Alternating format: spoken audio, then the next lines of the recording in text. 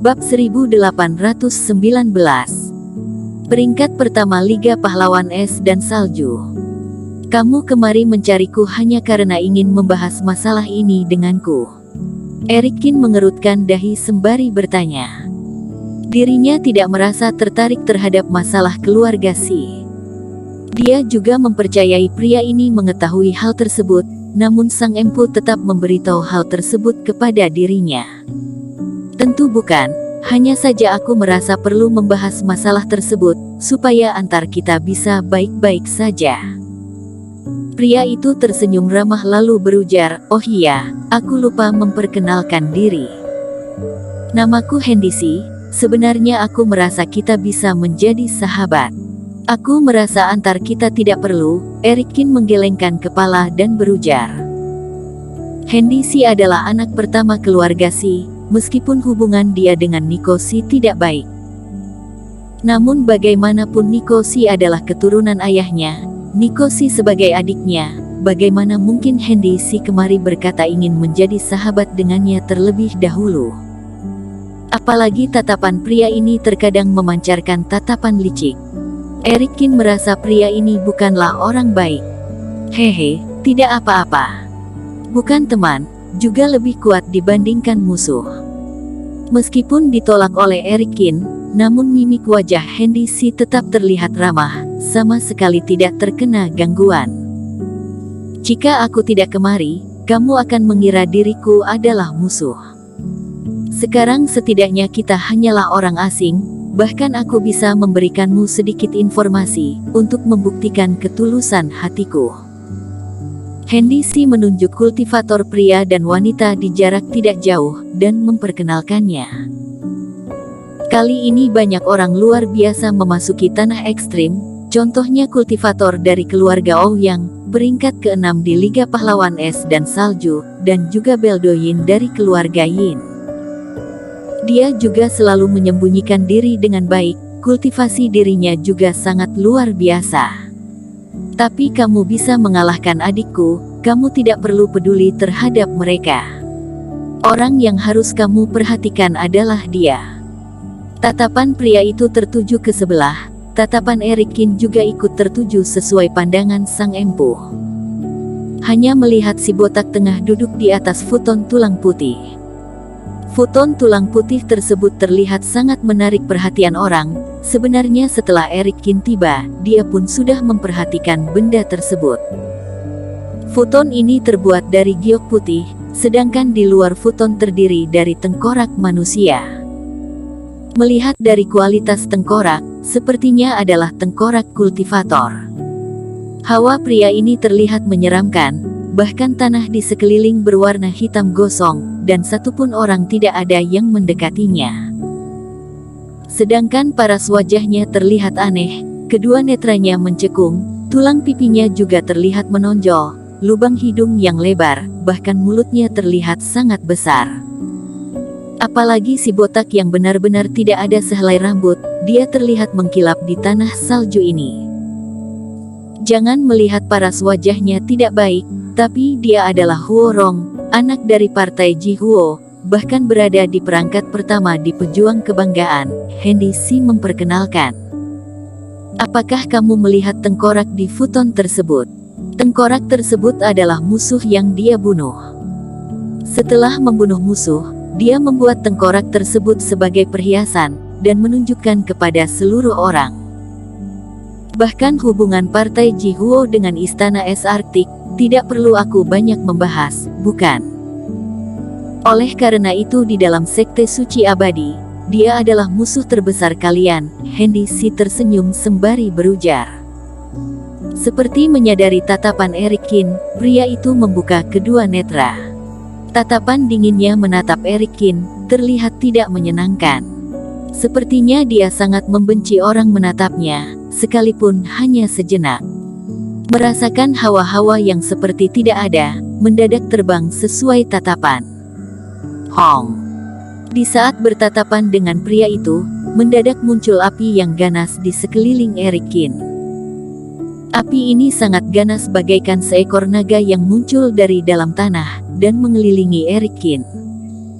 Saat si botak membuka kedua netra, Hendici sudah mundur 3 langkah, dan tidak terkena api tersebut. Melihat api yang tengah membara, beberapa kultivator di tingkat fase penilaian tidak memberikan reaksi apapun, namun para kultivator yang lebih muda memilih untuk melihatnya saat akan memasuki tanah ekstrim. Di antara mereka ada pria dan wanita, tapi kultivasi berada di tingkat fase transendensi 5 ke atas. Oleh karena itu saat melihat Erikkin yang berada di tingkat fase transendensi keempat, ternyata bisa mewakili kekuasaan besar seperti Istana Es Arktik mengikuti tanah ekstrim, banyak dari mereka merasa tidak senang.